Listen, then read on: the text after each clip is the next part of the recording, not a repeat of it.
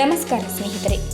ಮಧುಮೇಹ ಇರುವವರಿಗೆ ರಕ್ತದಲ್ಲಿನ ಸಕ್ಕರೆಯ ಮಟ್ಟವನ್ನು ನಿಯಂತ್ರಣದಲ್ಲಿ ಇಟ್ಟುಕೊಳ್ಳುವುದು ಅಷ್ಟು ಸುಲಭದ ಮಾತಲ್ಲ. ಅದರಲ್ಲೂ ಬೇಸಿಗೆಯಲ್ಲಿ ತುಂಬ ಚಾಲೆಂಜಿಂಗ್ ಅಂತಲೇ ಹೇಳಬಹುದು.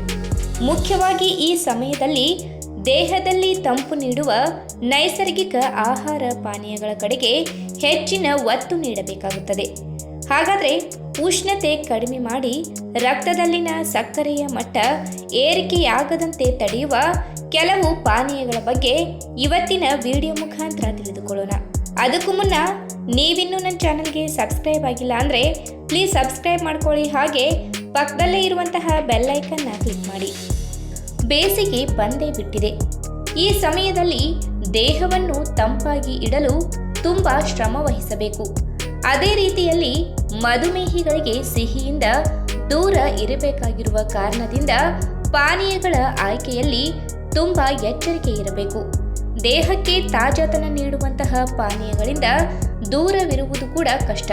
ಹೀಗಾಗಿ ಇವುಗಳ ಸೇವನೆ ವೇಳೆ ಮಧುಮೇಹಿಗಳು ಎಚ್ಚರ ವಹಿಸಬೇಕು.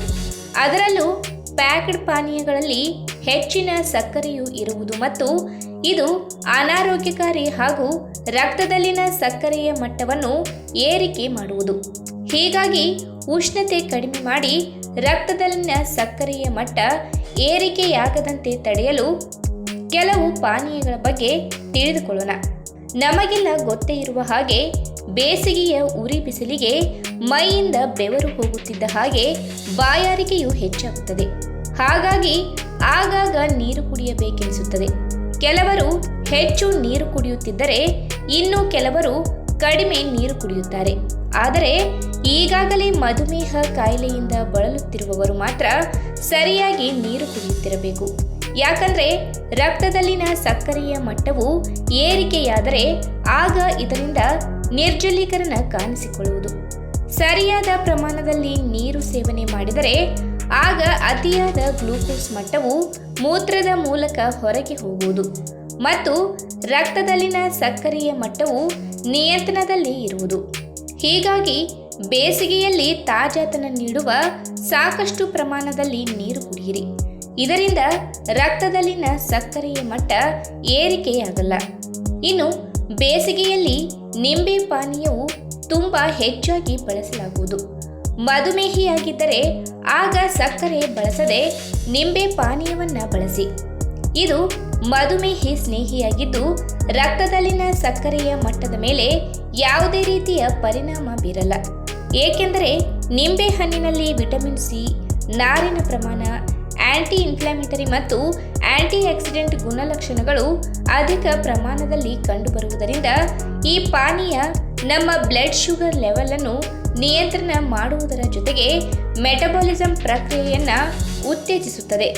ವಿಶೇಷವಾಗಿ ಈ ಹಣ್ಣಿನ ಪಾನೀಯದಲ್ಲಿ ವಿಟಮಿನ್ ಸಿ ಪ್ರಮಾಣ ಹೆಚ್ಚಾಗಿ ಸಿಗುವುದರಿಂದ ಇನ್ಸುಲಿನ್ ಮಟ್ಟವನ್ನು ಸಹ ನಿಯಂತ್ರಣ ಮಾಡುತ್ತದೆ. ಇನ್ನು ಹಣ್ಣಿನ ಜ್ಯೂಸ್ನಲ್ಲಿ ನೈಸರ್ಗಿಕ ಸಕ್ಕರೆಯ ಮಟ್ಟವು ಹೆಚ್ಚಿಗೆ ಇರುತ್ತದೆ. ಹೀಗಾಗಿ ತರಕಾರಿ ಜ್ಯೂಸ್ ಬಳಸಿದರೆ ಬಹಳ ಒಳ್ಳೆಯದು. ನಿಮಗೆ ಬೇಕಿರುವ ತರಕಾರಿ ಜ್ಯೂಸನ್ನು ಬಳಸಿಕೊಂಡು ಜ್ಯೂಸ್ ಮಾಡಿ. ಇದಕ್ಕೆ ಸಕ್ಕರೆ ಮತ್ತು ಉಪ್ಪು ಹಾಕಬೇಡಿ. ಇದಕ್ಕೆ ರುಚಿಯಾಗಿಸಲು ಸ್ವಲ್ಪ ಹಣ್ಣು ಹಾಕಬಹುದು. ಆದರೆ ಪ್ರಮಾಣದ ಬಗ್ಗೆ ಎಚ್ಚರ ವಹಿಸಬೇಕು. ಬೇಸಿಗೆಯಲ್ಲಿ ನೀರಿನಾಂಶ ಹೆಚ್ಚು ಸಿಗುವ ತರಕಾರಿಗಳಿಂದ ಜ್ಯೂಸ್ ಮಾಡಿ ಕುಡಿದರೆ ಇನ್ನೂ ಒಳ್ಳೆಯದು. ಉದಾಹರಣೆಗೆ ನೀರಿನಾಂಶ ಹೆಚ್ಚಿರುವ ಸೋರೆಕಾಯಿ. ಈ ತರಕಾರಿಯಲ್ಲಿ ಅಧಿಕ ಪ್ರಮಾಣದ ನೀರಿನಾಂಶ ಕಂಡುಬರುವ ಜೊತೆಗೆ ನಾರಿನಾಂಶವೂ ಕೂಡ ಕಂಡುಬರುವುದರಿಂದ ಮಧುಮೇಹ ಇದ್ದವರು ಆರೋಗ್ಯಕ್ಕೆ ಇದರಿಂದ ತುಂಬಾನೇ ಪ್ರಯೋಜನಗಳಿವೆ. ಇನ್ನು ಎಳೆನೀರು ನಿರ್ಜಲೀಕರಣ ದೂರ ಮಾಡುವುದು ಮತ್ತು ದೇಹಕ್ಕೆ ಪೋಷಕಾಂಶಗಳನ್ನು ಒದಗಿಸಿ ತಾಜಾತನವನ್ನು ನೀಡುವುದು. ಗ್ಲೈಸೆಮಿಕ್ ಇಂಡೆಕ್ಸ್ ಕಡಿಮೆ ಇರುವ ಇದರಲ್ಲಿ ತುಂಬ ಕಡಿಮೆ ಪ್ರಮಾಣದಲ್ಲಿ ನೈಸರ್ಗಿಕ ಸಕ್ಕರೆಯ ಅಂಶವೂ ಇದೆ. ಎಳೆನೀರಿನಲ್ಲಿ ಇರುವಂತಹ ಪೋಷಕಾಂಶಗಳು ರಕ್ತದಲ್ಲಿನ ಸಕ್ಕರೆಯ ಮಟ್ಟವನ್ನು ನಿಯಂತ್ರಿಸುವುದು. ಮಧುಮೇಹಿಗಳು ಎಳೆನೀರನ್ನು ಕುಡಿಯಬಹುದಾದರೂ ಮೊದಲು ವೈದ್ಯರ ಸಲಹೆ ಪಡೆಯುವುದು ಸೂಕ್ತ. ಯಾಕೆಂದರೆ ಇಷ್ಟೇ ಪ್ರಮಾಣದಲ್ಲಿ ಸೇವನೆ ಮಾಡಿದರೆ ಒಳ್ಳೆಯದು. ಇನ್ನು ಮಜ್ಜಿಗೆ ಬೇಸಿಗೆಯಲ್ಲಿ ಎಲ್ಲರೂ ತಪ್ಪದೇ ಕುಡಿಯಬೇಕಾಗಿರುವ ಪಾನೀಯವಿದು. ಆರೋಗ್ಯಕ್ಕೆ ಮಾತ್ರವಲ್ಲದೆ ಹೊಟ್ಟೆಯ ಆರೋಗ್ಯವನ್ನ ಕಾಪಾಡುತ್ತದೆ. ಮಜ್ಜಿಗೆ ಕುಡಿದರೆ ಆಗ ಇದು ರಕ್ತದೊತ್ತಡ ಮತ್ತು ಕೊಲೆಸ್ಟ್ರಾಲ್ ಮಟ್ಟವನ್ನು ತಗ್ಗಿಸುವುದು. ಗ್ಲೈಸೆಮಿಕ್ ಇಂಡೆಕ್ಸ್ ಕಡಿಮೆ ಇರುವವರಿಗೆ ಇದು ಒಳ್ಳೆಯ ಪಾನೀಯ. ಇದರಲ್ಲಿ ಕೊಬ್ಬಿನಾಂಶವು ಕಡಿಮೆ ಇದೆ ಮತ್ತು ಕ್ಯಾಲರಿ ಪ್ರಮಾಣ ಕೂಡ ಹೆಚ್ಚಿಲ್ಲ. ಹೀಗಾಗಿ ಬೇಸಿಗೆಯಲ್ಲಿ ಇಂತಹ ಪಾನೀಯಗಳನ್ನು ಸೇವನೆ ಮಾಡುವುದರಿಂದ ನಮ್ಮ ಆರೋಗ್ಯವನ್ನು ಕಾಪಾಡಿಕೊಳ್ಳಬಹುದು. ಮಧುಮೇಹ ಅಥವಾ ಸಕ್ಕರೆ ಕಾಯಿಲೆ ಇರುವವರು ತಾವು ಸೇವಿಸುವ ಆಹಾರದ ಬಗ್ಗೆ ಎಷ್ಟು ಕಾಳಜಿ ವಹಿಸುತ್ತಾರೋ ಅಷ್ಟು ಒಳ್ಳೆಯದು. ಈ ಸಮಯದಲ್ಲಿ ಕೆಲವೊಂದು ಆಹಾರಗಳನ್ನು ಕಡಿಮೆ ತಿನ್ನಬೇಕು. ಇನ್ನು ಕೆಲವು ಆಹಾರ ಪದಾರ್ಥಗಳನ್ನು ಸಂಪೂರ್ಣವಾಗಿ ಬಿಟ್ಟು ಬಿಡಬೇಕಾಗಿ ಬರುತ್ತದೆ. ಅಷ್ಟೇ ಅಲ್ಲದೆ ವೈದ್ಯರು ನೀಡುವ ಔಷಧಿಗಳನ್ನು ಸರಿಯಾಗಿ ತೆಗೆದುಕೊಳ್ಳುವುದರ ಜೊತೆಗೆ ಅವರು ಹೇಳಿದ ಆಹಾರ ಪದ್ಧತಿಯನ್ನ ರೂಢಿ ಮಾಡಿಕೊಳ್ಳಬೇಕು. ಆದಷ್ಟು ಎಣ್ಣೆ ಪದಾರ್ಥ ಹಾಗೂ ಸಕ್ಕರೆ ಅಂಶ ಹೆಚ್ಚಿರುವ ಆಹಾರಗಳಿಂದ ದೂರವಿರಬೇಕು. ಇದರ ಜೊತೆಗೆ ಸರಿಯಾದ ಜೀವನ ಶೈಲಿ ಅಂದರೆ ವ್ಯಾಯಾಮ, ಯೋಗ, ರಾತ್ರಿ ಊಟದ ನಂತರ ವಾಕಿಂಗ್ ಮಾಡುವುದರಿಂದ ರಕ್ತದಲ್ಲಿ ಸಕ್ಕರೆ ಅಂಶ ಹೆಚ್ಚಾಗದಂತೆ ನೋಡಿಕೊಳ್ಳಬಹುದು. ಇನ್ನು ಮುಖ್ಯವಾಗಿ ತಮ್ಮ ದೇಹ ನಿರ್ಜಲೀಕರಣ ಸಮಸ್ಯೆ ಎದುರಾಗದಂತೆ ಆದಷ್ಟು ಎಚ್ಚರಿಕೆ ವಹಿಸಿಕೊಳ್ಳಬೇಕು. ಈ ಸಮಯದಲ್ಲಿ ಅದರಲ್ಲೂ ಬೇಸಿಗೆಯಲ್ಲಿ ಸಾಕಷ್ಟು ನೀರು ಹಾಗೂ ನಿಯಮಿತವಾಗಿ ಕೆಲವೊಂದು ಹಣ್ಣು ತರಕಾರಿ ಜ್ಯೂಸ್ ಕುಡಿಯುವ ಅಭ್ಯಾಸ ರೂಢಿ ಮಾಡಿಕೊಳ್ಳಬೇಕು. ವೈದ್ಯರು ಕೂಡ ನೀರಿನ ಅಂಶ ಹೆಚ್ಚಾಗಿರುವ ಹಣ್ಣು ತರಕಾರಿಗಳನ್ನು ತಮ್ಮ ಮಧುಮೇಹ ರೋಗಿಗಳಿಗೆ ಶಿಫಾರಸು ಮಾಡ್ತಾರೆ. ದುಬಾರಿ ಎನ್ನುವ ಒಂದೇ ಕಾರಣ ಬಿಟ್ಟರೆ ಆರೋಗ್ಯದ ವಿಷಯದಲ್ಲಿ ಯಾವುದೇ ಮೋಸವಿಲ್ಲ. ಇದಕ್ಕೆ ಮುಖ್ಯ ಕಾರಣ ಇದರಲ್ಲಿ ಅಧಿಕ ಪ್ರಮಾಣದ ವಿಟಮಿನ್ಗಳು, ಖನಿಜಾಂಶಗಳು ಮತ್ತು ನಾರಿನಾಂಶವು ಯಥೇಚ್ಛವಾಗಿ ಸಿಗುತ್ತದೆ. ಇದರ ಸಿಪ್ಪೆ ತೆಗೆದು ಅದರ ಬೀಜಗಳನ್ನು ಬೇರ್ಪಡಿಸಿಕೊಂಡು ಜ್ಯೂಸ್ ಮಾಡಿ ಕುಡಿದರೆ ನಿಮಗೆ ಹಲವಾರು ಆರೋಗ್ಯ ಲಾಭಗಳು ಸಿಗುವುದು. ಕೆಫಿನ್ ಅಂಶ ಹೆಚ್ಚಿರುವ ಟೀ, ಕಾಫಿಯ ಹಾಗೂ ಇತರ ಕೃತಕ ಸಕ್ಕರೆ ಇರುವಂತಹ ಪಾನೀಯಗಳ ಬದಲು ದಾಳಿಂಬೆ ಜ್ಯೂಸ್ ಒಳ್ಳೆಯದು. ನೆನಪಿಡಿ, ಇದನ್ನು ಸಕ್ಕರೆ ಹಾಕದೆ ತಾಜಾವಾಗಿ ಕುಡಿಯಬೇಕು. ಆದ್ರೆ ಮಾರುಕಟ್ಟೆಯಲ್ಲಿ ಸಿಗುವ ಪ್ಯಾಕೆಟ್ ಜ್ಯೂಸ್ ಒಳ್ಳೆಯದಲ್ಲ. ತಾಜಾ ದಾಳಿಂಬೆಯಿಂದ ಮಾಡಿದ ಜ್ಯೂಸ್ ಅನ್ನ ಕುಡಿಯಿರಿ. ತಜ್ಞರು ಹೇಳುವ ಪ್ರಕಾರ ತಾಜಾ ದಾಳಿಂಬೆ ಹಣ್ಣಿನ ಜ್ಯೂಸ್ ಸಕ್ಕರೆ ಕಾಯಿಲೆ ಸಮಸ್ಯೆಯಿಂದ ಬಳಲುತ್ತಿರುವ ಜನರಿಗೆ ಇದೊಂದು ಅತ್ಯುತ್ತಮ ಪಾನೀಯ ಎಂದು ಹೇಳಬಹುದು. ನಿಯಮಿತವಾಗಿ ಈ ಹಣ್ಣಿನ ಜ್ಯೂಸ್ ಕುಡಿಯುವುದರಿಂದ ನೈಸರ್ಗಿಕವಾಗಿ ರಕ್ತದಲ್ಲಿನ ಸಕ್ಕರೆ ಅಂಶವನ್ನ ನಿಯಂತ್ರಣಕ್ಕೆ ಬರಲು ನೆರವಾಗುತ್ತದೆ. ಇನ್ನು ಪ್ರತಿದಿನ ಬೆಳಿಗ್ಗೆ ಖಾಲಿ ಹೊಟ್ಟೆಗೆ 1-2 ಲೋಟ ನೀರನ್ನ ಕುಡಿಯಬೇಕು. ಅದರಲ್ಲೂ ಮಧುಮೇಹ ಇರುವವರು ದಿನದಲ್ಲಿ ಎಷ್ಟು ಬಾರಿ ನೀರು ಕುಡಿಯುತ್ತಾರೋ ಅಷ್ಟು ಒಳ್ಳೆಯದು. ಇದರಿಂದ ದೇಹದ ನಿರ್ಜಲೀಕರಣ ಸಮಸ್ಯೆಗೆ ಒಳಗಾಗುವುದು ತಪ್ಪುತ್ತದೆ. ಇನ್ನು ಸಾಧ್ಯವಾದರೆ ನೀರಿನ ಜೊತೆ ಸ್ವಲ್ಪ ನಿಂಬೆ ಹಣ್ಣಿನ ರಸ ಅಥವಾ ಸ್ವಲ್ಪ ಸೌತೆಕಾಯಿ ಜ್ಯೂಸ್, ಪುದೀನ ಅಥವಾ ತುಳಸಿ ರೀತಿಯ ಗಿಡಮೂಲಿಕೆಗಳನ್ನ ಮಿಶ್ರಣ ಮಾಡಿದ ಪಾನೀಯಗಳನ್ನ ಕುಡಿಯುವುದು ಒಳ್ಳೆಯದು. ಇನ್ನು ನಿಮಗೆ ಗೊತ್ತಿರಲಿ, ಸಂಶೋಧಕರು ಹೇಳುವಂತೆ ಹುಳಿ ಸಿಹಿ ಮಿಶ್ರಣವಿರುವ ಕಿತ್ತಳೆ ಹಣ್ಣು ಸೇಬು ಹಣ್ಣಿನಷ್ಟೇ ಆರೋಗ್ಯಕಾರಿ. ಸಿಟ್ರಸ್ ಜಾತಿಗೆ ಸೇರಿದ ಹಣ್ಣು ಎಂದೇ ಹೆಸರು ಪಡೆದಿರುವ ಈ ಹಣ್ಣು ಹಲವಾರು ಆರೋಗ್ಯ ಸಮಸ್ಯೆಗಳನ್ನು ಸುಲಭವಾಗಿ ನಿವಾರಣೆ ಮಾಡುವ ಶಕ್ತಿಯನ್ನ ಪಡೆದಿದೆ. ಇನ್ನು ವಿಟಮಿನ್ ಸಿ ಅಂಶ ಹೆಚ್ಚಿರುವ ಈ ಹಣ್ಣಿನಲ್ಲಿ ನೈಸರ್ಗಿಕ ಸಕ್ಕರೆ ಪ್ರಮಾಣ ಸಾಕಷ್ಟಿರುತ್ತದೆ. ಹೀಗಾಗಿ ಸಕ್ಕರೆ ಕಾಯಿಲೆ ಇರುವ ರೋಗಿಗಳು ಸಾಧ್ಯವಾದಷ್ಟು ಈ ಹಣ್ಣಿನ ಜ್ಯೂಸ್ ಮಾಡಿ ಕುಡಿದರೆ ಒಳ್ಳೆಯದು. ನೆನಪಿಡಿ, ಈ ಜ್ಯೂಸ್ಗೆ ತಪ್ಪಿಯೂ ಸಕ್ಕರೆ ಬೆರೆಸಬೇಡಿ. ಅಲ್ಲದೆ ಯಾವುದೇ ಕಾರಣಕ್ಕೂ ಅಂಗಡಿಯಿಂದ ಕಿತ್ತಳೆ ಹಣ್ಣಿನ ಜ್ಯೂಸ್ ಬಾಟಲ್ ತಂದು ಕುಡಿಯಬೇಡಿ. ಇನ್ನು ಟೊಮೆಟೊ ಹಣ್ಣುಗಳನ್ನು ಕೇವಲ ಸಾಂಬಾರ್ ತಯಾರು ಮಾಡಲು ಮಾತ್ರ ಉಪಯೋಗಿಸಬೇಕು ಎಂದೇನಿಲ್ಲ. ಇದರಿಂದ ಜ್ಯೂಸ್ ಸಹ ತಯಾರು ಮಾಡಿ ಕುಡಿಯುವುದರಿಂದ ಹಲವಾರು ಆರೋಗ್ಯಕಾರಿ ಪ್ರಯೋಜನಗಳನ್ನ ಪಡೆಯಬಹುದು. ಅದರಲ್ಲೂ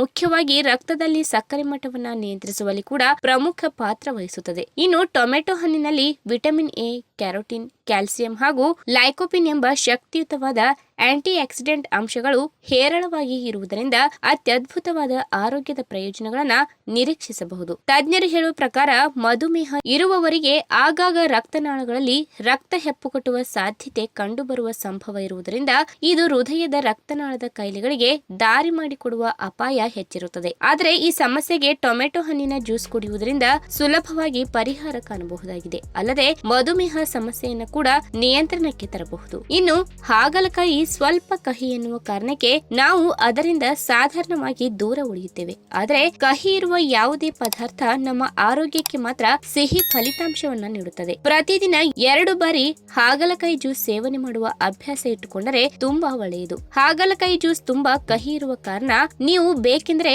ಇದಕ್ಕೆ ಸೌತೆಕಾಯಿ ಚೂರುಗಳನ್ನು ಸಹ ಸೇರಿಸಿ ಸವಿಯಬಹುದು ಅಥವಾ ಆಪಲ್ ಚೂರುಗಳನ್ನ ಬೇಕಾದರೂ ಸೇರಿಸಬಹುದು. ದಾಳಿಂಬೆಯಲ್ಲಿ ನಾರಿನಾಂಶ ಅಧಿಕವಾಗಿರುವುದರಿಂದ ಜೀರ್ಣಕ್ರಿಯೆಯನ್ನ ಸುಧಾರಿಸುತ್ತದೆ. ಇದು ಸಾಕಷ್ಟು ಫೈಬರ್ ಅನ್ನ ಹೊಂದಿರುವುದರಿಂದ ಮಲಬದ್ಧತೆಯನ್ನ ತಡೆಯಲು ಸಹಾಯ ಮಾಡುತ್ತದೆ. ನಿಮಗೆ ನೆನಪಿರಲಿ, ದಾಳಿಂಬೆ ಬೀಜಗಳನ್ನ ತಿನ್ನುವುದರಿಂದ ಫೈಬರ್ ಅನ್ನ ಪಡೆಯುತ್ತೀರಿ, ಜ್ಯೂಸ್ಗಳಿಂದ ಅಲ್ಲ. ಇನ್ನು ದಾಳಿಂಬೆಯಲ್ಲಿರುವ ಆಂಟಿ ಆಕ್ಸಿಡೆಂಟ್ಗಳು ನಿಮ್ಮ ರಕ್ತವನ್ನ ತೆಳುವಾಗುವಂತೆ ಕಾರ್ಯನಿರ್ವಹಿಸುತ್ತದೆ. ದಾಳಿಂಬೆ ಬೀಜಗಳು ನಿಮ್ಮ ರಕ್ತದ ಪ್ಲೇಟ್ಲೆಟ್ಗಳು ಹೆಪ್ಪುಗಟ್ಟುವುದನ್ನ ತಡೆಯುತ್ತದೆ. ಅಲ್ಲದೆ ದಾಳಿಂಬೆಯ ಸೇವನೆಯಿಂದ ಗಾಯವನ್ನ ಗುಣಪಡಿಸುತ್ತದೆ, ಹೃದಯ ಅಪಧಮನಿಗಳು ಅಥವಾ ಆಂತರಿಕ ಹೆಪ್ಪುಗಟ್ಟುವಿಕೆಯಿಂದ ಕಾಪಾಡುತ್ತದೆ. ಅಷ್ಟೇ ಅಲ್ಲದೆ ದಾಳಿಂಬೆಯನ್ನ ನೈಸರ್ಗಿಕ ಚರ್ಮದ ಟೋನರ್ ಆಗಿ ಕಾರ್ಯನಿರ್ವಹಿಸುತ್ತದೆ. ಕ್ಲೆನ್ಸರ್ ನಿಂದ ನಿಮ್ಮ ಮುಖವನ್ನ ತೊಳೆದ ನಂತರ ನೀವು ಸ್ವಲ್ಪ ದಾಳಿಂಬೆ ರಸವನ್ನ ಹೊರತೆಗೆಯಬಹುದು ಮತ್ತು ಸ್ವಲ್ಪ ಆಪಲ್ ಸೈಡರ್ ವಿನೆಗರ್ ಒಂದಿಗೆ ಮಿಶ್ರಣ ಮಾಡಿ ಈ ಮಿಶ್ರಣವನ್ನ ನಿಮ್ಮ ಮುಖದ ಮೇಲೆ ಹಚ್ಚಿಕೊಳ್ಳಿ. ಇದನ್ನು ವಾರಕ್ಕೆ 2 ರಿಂದ 3 ಬಾರಿ ಪುನರಾವರ್ತಿಸಿ. ಹೀಗೆ ಮಾಡುವುದರಿಂದ ನಿಮ್ಮ ಚರ್ಮಕ್ಕೆ ವಿಶೇಷವಾದ ಹೊಳಪು ಮತ್ತು ಬಣ್ಣ ದೊರೆಯುತ್ತದೆ. ಅಷ್ಟೇ ಅಲ್ಲದೆ ದಾಳಿಂಬೆಯಲ್ಲಿನ ಫೈಬರ್ ಅನ್ನ ಪಡೆಯುವುದು ಹೃದಯದ ಆರೋಗ್ಯವನ್ನ ಸುಧಾರಿಸಲು ಸಹಾಯ ಮಾಡುವುದಲ್ಲದೆ ಕೆಟ್ಟ ಕೊಲೆಸ್ಟ್ರಾಲ್ ಮಟ್ಟವನ್ನ ಕಡಿಮೆ ಮಾಡುತ್ತದೆ, ಹೃದ್ರೋಗ ಮತ್ತು ಪಾರ್ಶ್ವವಾಯು ಅಪಾಯವನ್ನ ಕಡಿಮೆ ಮಾಡುತ್ತದೆ. ಇದರಲ್ಲಿನ ಪೊಟ್ಯಾಷಿಯಂ ಅಧಿಕ ರಕ್ತದೊತ್ತಡವನ್ನ ತಡೆಗಟ್ಟುವಲ್ಲಿ ಪ್ರಮುಖ ಪಾತ್ರ ವಹಿಸುತ್ತದೆ. ಇನ್ನು ಟೈಪ್ 2 ಮಧುಮೇಹ ಹೊಂದಿರುವವರು ದಾಳಿಂಬೆಯ ಸೇವನೆ ಮಾಡುವುದು ತುಂಬಾ ಪ್ರಯೋಜನಕಾರಿಯಾಗಿದೆ. ದಾಳಿಂಬೆಯಲ್ಲಿ ಕೆಲವು ಸಂಯುಕ್ತಗಳು ಉತ್ತಮ ರಕ್ತದಲ್ಲಿನ ಸಕ್ಕರೆಯ ಮಟ್ಟಗಳೊಂದಿಗೆ ಸಂಬಂಧವನ್ನ ಹೊಂದಿರಬಹುದು. ಹಾಗಾಗಿ ಮಧುಮೇಹ ಹೊಂದಿರುವವರು ದಾಳಿಂಬೆಯನ್ನ ಆಗಾಗ ಸೇವನೆ ಮಾಡುತ್ತಾ ಇರಿ. ಇನ್ನು ದಾಳಿಂಬೆ ಹಣ್ಣು ಕೂಡ ರೋಗ ನಿರೋಧಕ ಶಕ್ತಿಯನ್ನು ಹೊಂದಿದ್ದು ಅನೇಕ ಆರೋಗ್ಯ ಸಮಸ್ಯೆಗಳಿಂದ ಪಾರು ಮಾಡುತ್ತದೆ. ಮುಖ್ಯವಾಗಿ ಅಸ್ಥಿ ಸಂಧಿವಾತದಂತಹ ರೋಗ ನಿರೋಧಕ ಸಂಬಂಧಿತ ಅಸ್ವಸ್ಥತೆಗಳಿಂದ ಬಳಲುತ್ತಿರುವವರು ದಾಳಿಂಬೆಯ ಸೇವನೆ ಮಾಡುವುದು ಒಳ್ಳೆಯದು. ಒಂದು ಅಧ್ಯಯನದ ಪ್ರಕಾರ ನಿಮ್ಮ ಸ್ಮರಣಾ ಶಕ್ತಿಯನ್ನ ಹೆಚ್ಚಿಸಲು ದಾಳಿಂಬೆ ನೆರವಾಗುತ್ತದೆ. ಹಾಗಾಗಿ ಪ್ರತಿನಿತ್ಯ ನಿಮ್ಮ ಮಕ್ಕಳಿಗೆ ದಾಳಿಂಬೆಯನ್ನ ಸೇವಿಸಲು ಸೂಚಿಸಿ. ಇನ್ನು ಗರ್ಭಿಣಿಯರು ಗರ್ಭಾವಸ್ಥೆಯಲ್ಲಿದ್ದಾಗ ಯಾವುದೇ ಕಾರಣಕ್ಕೂ ಕೆಲವು ಹಣ್ಣುಗಳನ್ನ ಸೇವನೆ ಮಾಡುವಂತಿಲ್ಲ. ಅವುಗಳಲ್ಲಿ ನೇರಳೆ ಹಣ್ಣು, ಅನಾನಸ್ ಹಣ್ಣು, ಇನ್ನು ಅನೇಕ. ಇನ್ನು ದಾಳಿಂಬೆ, ಸೇಬು, ಸ್ಟ್ರಾಬೆರಿಗಳನ್ನ ಹೆಚ್ಚಿನ ಪ್ರಮಾಣದಲ್ಲಿ ಸೇವನೆ ಮಾಡುವುದರಿಂದ ಮಗುವು ಆರೋಗ್ಯಕರವಾಗಿ ಬೆಳೆಯುತ್ತದೆ. ದಾಳಿಂಬೆಯಲ್ಲಿ ಕಬ್ಬಿಣದ ಅಂಶವು ಸಮೃದ್ಧವಾಗಿದೆ. ಇದು ಕಬ್ಬಿಣದ ಕೊರತೆಯನ್ನ ತಡೆಯಲು ಸಹಾಯ ಮಾಡುತ್ತದೆ. ಅಲ್ಲದೆ ಆರೋಗ್ಯಕರವಾದ ಮೂಳೆಗಳನ್ನ ಕಾಪಾಡಿಕೊಳ್ಳಲು ವಿಟಮಿನ್ ಕೆ ಕೂಡ ನೆರವಾಗುತ್ತದೆ. ಈ ವಿಡಿಯೋ ನಿಮಗೆ ಇಷ್ಟವಾದಲ್ಲಿ ತಪ್ಪದೇ ಲೈಕ್ ಮಾಡಿ, ಶೇರ್ ಮಾಡಿ, ಹಾಗೆ ನಿಮ್ಮ ಅನಿಸಿಕೆನ ಕಮೆಂಟ್ ಮೂಲಕ ತಿಳಿಸಿ.